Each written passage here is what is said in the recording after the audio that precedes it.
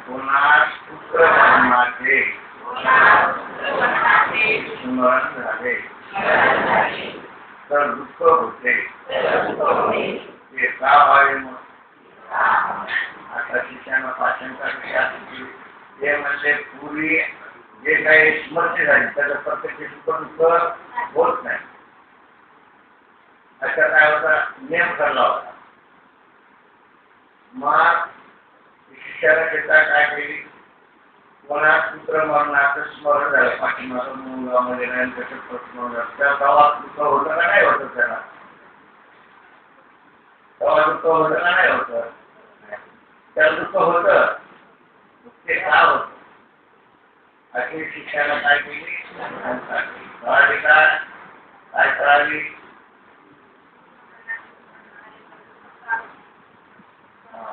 म्हणजे स्मृतीमध्ये सुखदुःख होत नाही.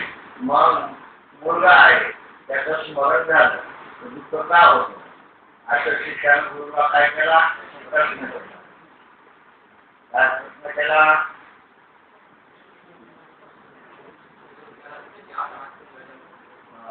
दुःख का होतं तर याचं समाधान गुरु कशा रीतीने करतात ते ऐका. श्री गुरु म्हणतात स्मरणापासून पुत्र मरणाचे पुन्हा दुःख उत्पन्न होते म्हणून पुन्हा दुःखाकारवरती होऊन दुःखाचा साक्षात्कार होतो. आता दुःखाकार वरती झाल्याशिवाय दुःखाचा साक्षात्कार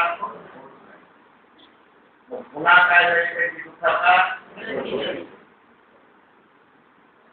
स्मृती झाल्यामुळं दुःख झाला त्याचा प्रकार नाही. दुःखाकार वरती झाल्या दुःख होत का कसं होत दुःखाकार वरती होत तेव्हा दुःख होत. बर पहिली जेव्हा प्रत्यक्ष मुलगा मरण पावलं असतं तेव्हा वरच्या काळाच्या दुःखाकार होतात का आपण होतात नंतर काही दिवसानं सारख्या होतात का होत नाही सारख्या कशा होतात का काही माणसं जेवणावर पाणी पितात गोट खाला जेवण केले गोट घेतलं काय पाणी पितात राहून होत होत्या सारख्या होत होत्या पहिली जी होत होती कंटिन्यू मध्ये होती तिथं कोणी थांबलं तरी ते गोष्टी थांबत नव्हती नेहमी दुःख घेत होती कोणाचं ऐकायला सुद्धा ती गोष्टी तयार नव्हती. पण नंतर काही काळात पुन्हा दुःखाकार गोष्टी झाली तेवढा माणूस रडला का त्या ठिकाणी नाही का दुःख झाला बरोबर आहे पण पहिले दिवस त्या प्रत्यक्ष जो अनुभव होता तेव्हा कितीतरी तो रडलेला होता पुन्हा नंतर ते नाही होत होती वरती तेवढ्या काळात डोळे पुसले फ्रेश होत होतो तर त्याचं कारण ते सांगितलं स्मरणापासून पुत्र मरणाचे पुन्हा दुःख उत्पन्न होते म्हणून पुन्हा दुःखाकार गोष्टी होऊन दुःखाचा साक्षात्कार असे न मानले तर पूर्वी अरण्यात वाट बघून दुःख झाले होते. आता पाठीमाग काय लागला होता तेव्हा काय झालं धैर्य होतं दुःखही होतं दोन्ही गोष्टी होत्या त्याचे कालांतराने स्मरण झाले तर पुन्हा दुःख होत नाही. तो सांगतो माझ्या बापाच्या वाद लागला होता तेवढं दुःख झालं का तेव्हा तर हा फुटला होता वाद लागला होता. यावरून इंद्रिय संबंधाने होईल तेच ज्ञान प्रत्यक्ष असा नेम सिद्ध होत नाही. उलट विषय आणि अंतःकरणाची वृत्ती यांचे एक तत्व झाले म्हणजे प्रत्यक्ष ज्ञान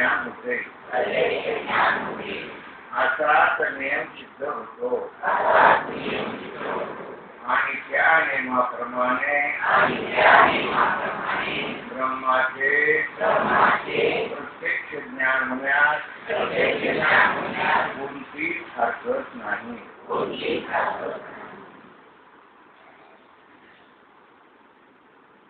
मग इंद्रिये आणि विषय म्हणजे प्रत्यक्ष का? वृत्ती आणि विषय एका ठिकाणी येणं म्हणजे कशाला? हे लक्षात ठेवायचं. इंद्रिये आणि विषय एका ठिकाणी येणं म्हणजे प्रत्यक्ष नाही. वृत्ती आणि विषय एका ठिकाणी येणं म्हणजे मग त्या नेमाप्रमाणे ब्रह्माचं प्रत्यक्ष ज्ञान होण्यास कोणतीच हरकत नाही. या नेमाप्रमाणे ब्रह्माचं प्रत्यक्ष ज्ञान होण्यास कोणतीच हरकत नाही.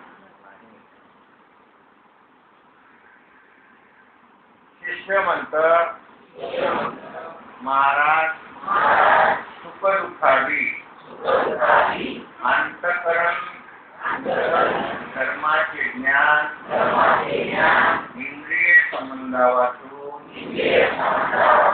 प्रत्यक्ष होते हे खरे. पण ते प्रमाणापासून उत्पन्न झाले नसल्यामुळे ते ज्ञान परमात्म्याचे नाही. साक्षी भाष्य आहे. याचप्रमाणे ब्रह्मज्ञान म्हणावे तर तेही साक्षी भाष्यच होईल. ब्रह्मज्ञान प्रमा होणार नाही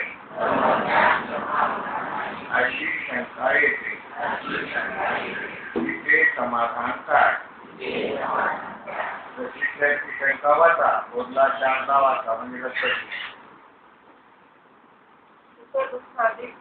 अंतःकरण धर्माचे ज्ञान इंद्रिय संबंधावातून प्रत्यक्ष होते हे खरे. पण ते प्रमाणापासून उत्पन्न झाले नसल्यामुळे ते ज्ञान प्रमाणाचे नाही. साक्षी भाष्य आहे. त्याचप्रमाणे ब्रह्मज्ञान म्हणावे तर तेही साक्षी भाष्यच होईल. ब्रह्मज्ञान प्रमा होणार नाही अशी शंका येते. महाराज अंतःकरण धर्माचे ज्ञान इंद्रिय संबंधापासून प्रत्यक्ष होते हे खरे. पण ते प्रमाणापासून उत्पन्न झाले नसल्यामुळे ते ज्ञान प्रमातेचे नाही. साक्षी भाष्य आहे. याचप्रमाणे ब्रह्मज्ञान म्हणावे तर तेही साक्षी भाष्यच होईल. ब्रह्मज्ञान प्रमा होणार नाही अशी शंका येते. समाधान काय? ते महाराज दुःखादी अंतःकरणाचे अंतःकरण धर्माचे ज्ञान इंद्रियापासून प्रत्यक्ष होते ते खरे. पण ते प्रमाणापासून उत्पन्न झाले नसल्यामुळे ते ज्ञान परमात्म्याचे नाही. साक्षी भाष्य आहे. याचप्रमाणे ब्रह्मज्ञान म्हणावे तर तेही साक्षी भाष्यच होईल. ब्रह्मज्ञान प्रमा होणार नाही अशी शंका येते. आता त्याच्या पुढील भाग हे गुरु म्हणतात हे शिष्य अगोदर ज्ञानाची भिन्न भिन्न नावे कशी होतात हे सांगतो. जगाची निश्चयावर ज्ञानाचा डोळे वाढतो. ते सर्व ज्ञान ब्रह्मसाक्षी नसून ते ज्ञान अंतःकरणात नित्य स्फुरत असते. जीवास मात्र हे अंतःकरणाचे ज्ञान आहे असे वाटते. पण तो धर्म आहे. या अंतःकरणात वृत्तीद्वारा जितके ज्ञाने होतात त्यात काही इंद्रियाचे साह्याचे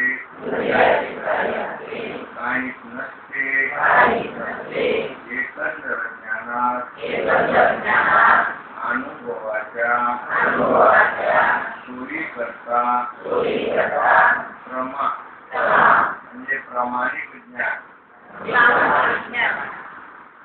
आणि अप्रामाणिक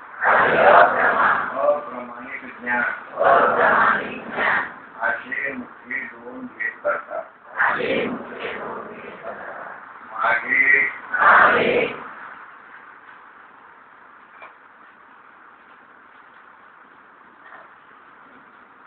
जी 6 प्रमाणे सांगितले आहे. 6 प्रमाण कोणते सांगितले? प्रमाण, फक्त प्रमाण, अनुमान प्रमाण, अनुमान प्रमाण, आज्ञापूर्ती प्रमाण आणि अनुपूर्ती. बरोबर आहे. दुसऱ्या पोथ्या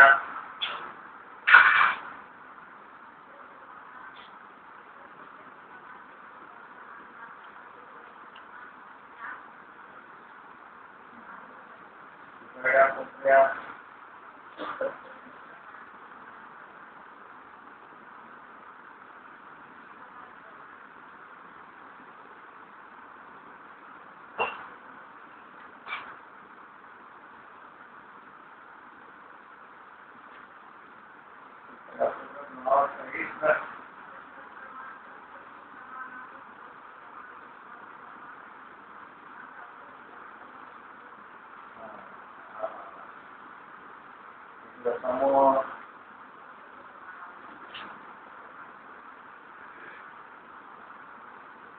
सहा प्रमाणे 5 करून घेतली की या तरंगातच झालेली प्रश्न.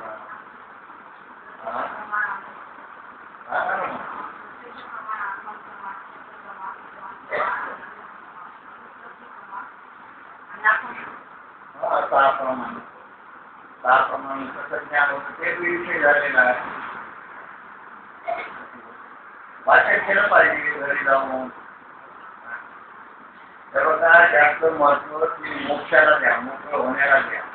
तुमच्या पोटाला देऊ नका, याला देऊ नका. गिरेनाथ आहे, पोट न भरणार आहे, इंद्रिय भिकारी आहे. सत्य पाहिजे पाहिजे. काय पाहिजे पाहिजे?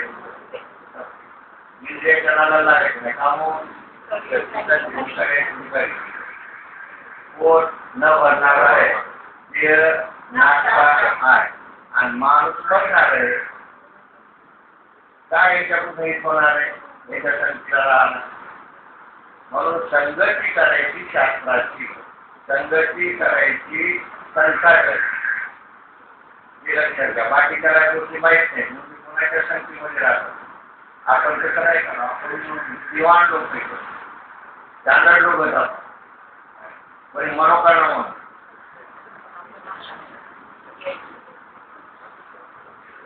आपण आपलं करायचं, आपण स्टँडर्ड आहे. काही काम नाही, आपण आपला स्टँडर्ड मला सोडायचं. ते स्टँडर्ड काम नाही. इंद्रिय शक्ती इंद्रिय लाज इंद्रिय भिकारी द्यावं लागेल. त्याची इच्छा पूर्ण होतच नाही. आतापर्यंत किती वेळा खाऊन वाचली दिवेला काय काय खावायचं नाही.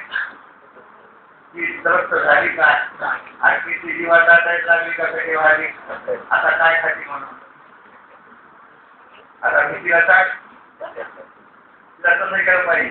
बोला हा. इंद्रिय माऊलीला सांगितलं इंद्रिया चवली नाना म्हणून तुला खराब करणार होते. माणसाचं इंद्रियाचे लाड होतात. त्याच्यामध्ये मसालाच पाहिजे, त्याच्यामध्ये कोथिंबीरच पाहिजे, त्याच्यामध्ये आसच पाहिजे. पण त्यावर तसं होणार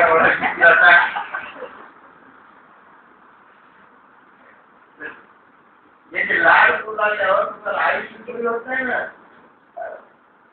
हे जे माणसं कशात मारायचं, माणसा कशात मेला हे कशात मारणार. दिवसभर त्या शेतामध्ये काय विशेष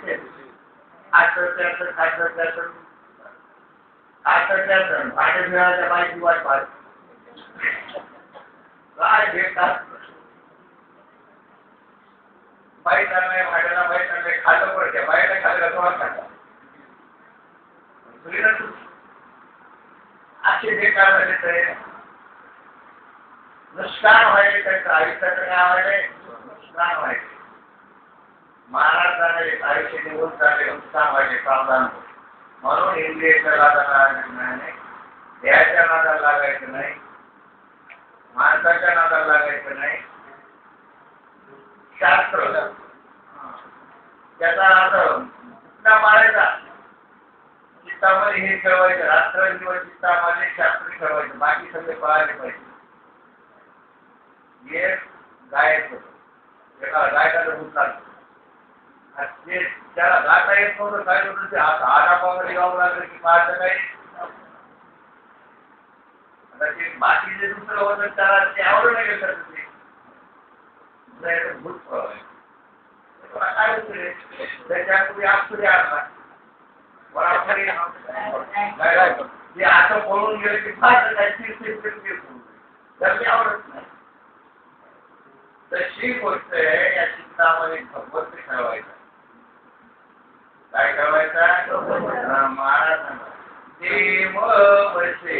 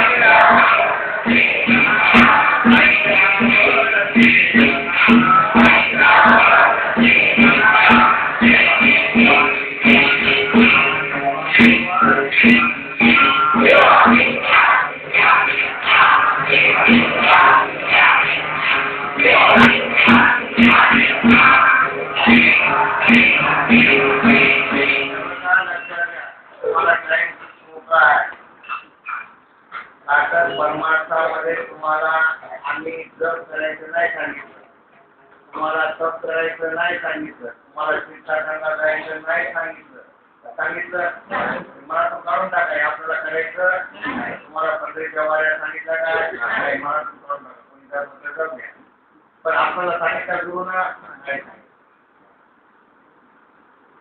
आपल्या गुरुनं ध्यान धारणा सांगितली काय या गोष्टी करायचं नाही. आपण केवढा टाइम आपला वाचत, गुरुवार देवपूजा सांगितली काय तेवढा टाइम वाचत. काय सांगितलं माऊली तरी काय सांगितलं? फक्त मनाचा मारा न करिता, इंद्रियाशी न देता येथे मोक्षाचे आयता. कारण श्रवणापासून ज्ञान उत्पन्न होतं आणि ज्ञान अज्ञानाला समाप्त करतो. जपापासून ज्ञान उत्पन्न होत नाही, तपापासून ज्ञान उत्पन्न होत नाही, वृत्त वैकल्यापासून ज्ञान उत्पन्न होत नाही, कुठं भटकलामध्ये ज्ञान उत्पन्न होत नाही, ज्ञान धारणा केली म्हणजे ज्ञान उत्पन्न होत नाही. ज्ञान उत्पन्न होतं फक्त कशानं? म्हणून तर महाराज सांगतात श्रवणाच्या